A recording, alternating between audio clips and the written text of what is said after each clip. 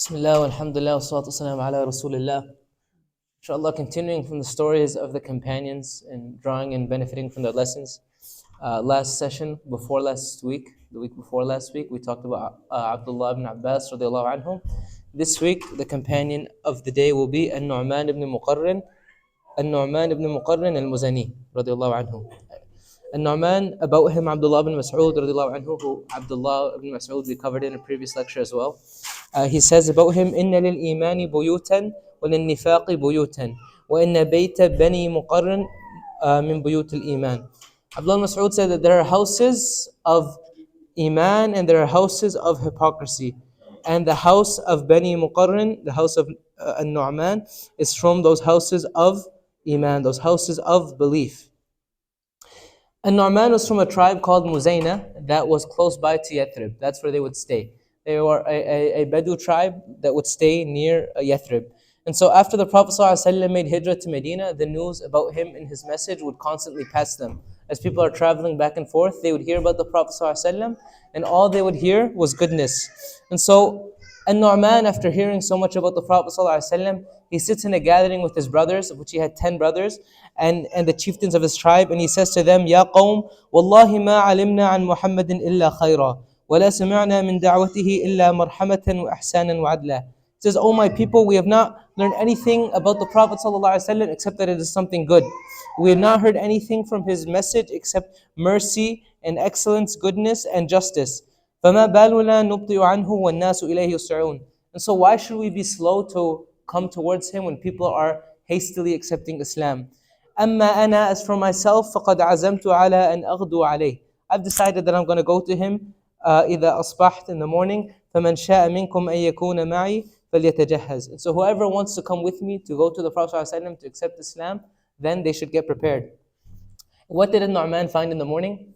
He found all 10 of his brothers and 400 horsemen ready to come with him as a delegation to accept the message. SubhanAllah, 410 people, 10 his whole entire family. The message didn't come to them overnight. It's not like he introduced the concept of Islam to it. It's to them. They heard and they were thinking about it too. But it takes one person to take the initiative, one person to say, to break the mold and to say, why don't we go accept Islam? And then 400 people who might have been thinking about it took that spark and came and accepted Islam. So we have to take initiative. When you're making da'wah with a person, you don't know how close they are, you have to make a push. Or when you're trying initiatives in your community, you don't know if you start something, how many people might come to support you. And so when An-Nu'man sees this big gathering, he is shy now because he didn't expect this much of a gathering. And if he's coming to the Prophet ﷺ with that many people, he needs to bring a gift. He feels shy to come with that big of a delegation and have nothing. But they were personally experiencing drought. And so they didn't have much to give that year. So Nu'man, not wanting to come empty-handed, radiallahu anhu, he goes and he collects some horses from his house and from some small sheep from his house and from his brother's house, and he brings them with him to the Prophet ﷺ. And he comes to Medina and he announces to the Prophet ﷺ that he's accepting Islam, and the people of Medina are incredibly happy. They've never seen a group this big come and a person and all 10 of his brothers accept Islam like that. You know, subhanAllah, Islam went from just a few years ago in Mecca, families being torn apart, people accepting Islam, being persecuted by their fathers, brothers, and now all of a sudden you have almost an entire tribe coming and accepting Islam just like that. So they were happy. And the Prophet ﷺ was happy. And Allah subhanahu wa ta'ala sent down ayat about An-Nu'man and about the sheep that he came with. Allah subhanahu wa ta'ala says in Surah At-Tawbah, وَمِنَ الْأَعْرَابِ مَنْ يُؤْمِنُ بِاللَّهِ وَالْيَوْمِ الْآخِرِ وَيَتَّخِذُ مَا يُنْفِقُ قُرْبَاتٍ عِنْدَ اللَّهِ وَصَلَوَاتِ الرَّسُولِ أَلَا إِنَّهَا قُرْبَةٌ لَهُمْ سَيُدْخِلُهُمُ اللَّهُ فِي رَحْمَتِهِ إِنَّ اللَّهَ غَفُورٌ رَحِيمٌ. That they are from the A'rab, the Bedou, those who believe in Allah subhanahu wa ta'ala in the last day, and they consider what they spend as getting close to Allah subhanahu wa ta'ala and getting blessings from Allah, from the Prophet sallallahu alaihi wasallam.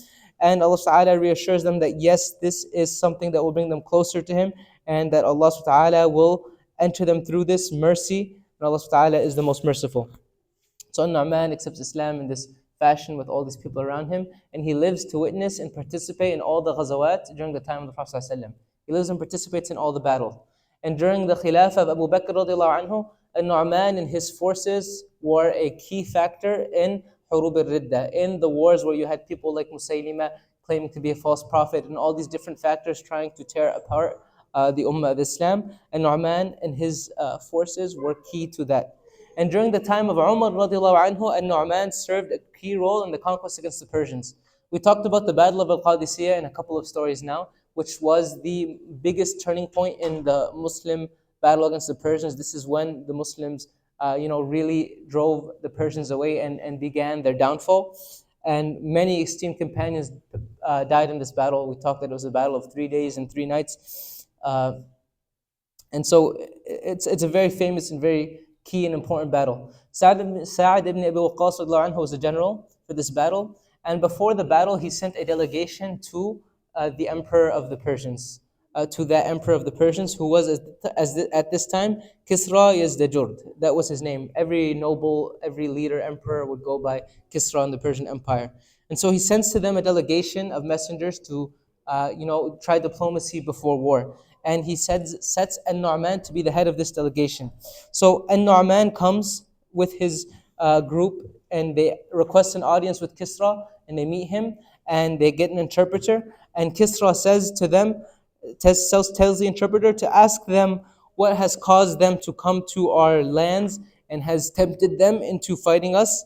Maybe it's because, maybe you were tempted because we were busy dealing with bigger foes, dealing with the Roman Empire, etc. And so we didn't have the chance to nabtish bikum, to destroy you. So An-Nu'man, he turns to his companions, he says, can I speak on your behalf? Of course, he's the leader, but look at the etiquette. He's asking, does anyone want to speak? They say, no, you speak for us. And so then he says, he makes hamd of Allah subhanahu wa ta'ala, he praises him, he praises the Prophet sallallahu alaihi wasallam, and then he says, إن الله رحمنا فأرسل إلينا رسولا يدلنا على الخير ويأمرنا به ويعرفنا الشر وينهانا عنه. That Allah subhanahu wa ta'ala was merciful, showed mercy to us and sent to us a prophet who would show us to goodness and command us it, and show us what is evil and prevent us from it. And this is a great speech, and he very concisely delivers the message and his purpose and his objective. He says, and we were promised, إن أجبناه إلى ما دعانا إليه أن يعطينا الله خير الدنيا والآخرة. And the Prophet ﷺ promised us that if we answer him, if we obey him to what he calls us towards, Allah Ta'ala will give us the goodness in this life and the next. فما هو إلا قليل حتى بدل الله ضيقنا ساعة وذلتنا عزة وعدواتنا إخا ومرحمة. And it was not long until Allah Ta'ala took us from discomfort to comfort, from lowliness to honor, from animosity between each other to brotherhood and to mercy. And he commanded us أن ندعو الناس إلى ما فيه خيرهم وأن نبدأ بمن يجاورنا. That to invite people to what there is good for them, Islam, and to start with our neighbors. فنحن ندعوكم إلى الدخول في ديننا وهو دين حسن الحسن كله وحض عليه وقبح القبيح كله وحذر منه. And so we are inviting you to our religion that has exemplified goodness and called and urged towards it, and made evil and warned against it. And then he tells the king, and so now these are your three options. He says, if you accept Islam, we will leave behind us a book to be your ruler, meaning the Quran. A book that you will rule by its rulings, and we will let you rule amongst yourselves. You accept Islam, that's it, here's the Quran, rule by that, that is now your ruler. And if you refuse to enter Islam, then we will take the jizya from you, the payment, and we will protect you. We won't fight you, we'll just take a payment for you to be under our empire, under our protection. And if you refuse the jizya, then we will fight you. And at this, yes, the Kisra, his name is hard to say, so I'll just refer to him as Kisra, he gets furious. And he says, إني لا أعلم أمة في الأرض كانت أشقى منكم ولا أقل عددا ولا أشد فرقة ولا أسوأ حالا. He says, I do not know a people on the earth that were lowlier than you, the Arabs, or smaller in number, or more divided, or worse in situation. All of what history knew about the Arabs was that they were small, scattered tribes that were warring 24/7. They never had a civilization. أقل عددا, they didn't have that many people, because whenever there was population, they would war and fight and die again. And أشد فرقة, they were known to be always warring with each other. When the Prophet ﷺ came to Medina, Aus and Khazraj, they were known to be warring with each other. So he's saying, now you scattered tribes that I've considered the lowliest of people, what makes you think you can come and deal with us, the Persian Empire? We talked about Abdullah bin Hudhafat as-Sahmi, radiallahu anhu, who the Prophet ﷺ sent to a previous Kisra, a previous Persian ruler. And this was during the early message of Islam. What did that Kisra do? Did he send an army? Did he send anything? He sent two people to go and to bring the Prophet ﷺ. That is how Islam and the Arabs were at the start, right? That we think nothing of them. I'm not going to send an army. I'm going to send two people to try and kidnap the Prophet ﷺ. And we all know how that story ended. And now you're coming to say we are going to take your empire? So he was furious. Then he calms down and says, if it's poverty, if you're here for money, I'll give you money. I'll give you food, I'll give you clothing, I'll give you provision. We're an empire, we can take care of you. And someone in the delegation, he rejects this. He says, no way. And so he becomes angry again and he says, if you are not messengers, I would kill you. Because the tradition of the time, the rule is that you don't kill the messenger. Because if you kill someone's messenger, then your messengers are not safe. And so they have this diplomatic immunity. But he wants to humiliate them. And so he says, tell your ruler that I am going to send Rustam, the military general, and we are going to bury you in the trenches of Al-Qadisiyah. And he says that, bring to me your noblest, and I will force him to carry a bag of dirt on your way out of the city. So to make them carry dirt and have everyone see them carrying dirt on the way out. And someone from the delegation, Asim ibn Umar, he steps forward and says, I'm the most noble, just so that An-Numan doesn't have to carry the bag of dirt. And so Asim carries the bag of dirt, he exits the city, returns to Sa'd ibn Abi Waqqas and he says, I have good news for you. Allah subhanahu wa ta'ala is going to give us the lands of Persia, and He is going to give us dominion over the dirt of their earth. And He shows him the bag. A subhanAllah perspective. The bag of dirt was meant to be humiliation, but He says, just like they gave us this bag of dirt, we will have dominion over the dirt of their land. And so the Battle of Al-Qadisiyah takes place. We've talked about many times. The Muslims emerge victorious. But the story doesn't stop there. The Persians now amass another army.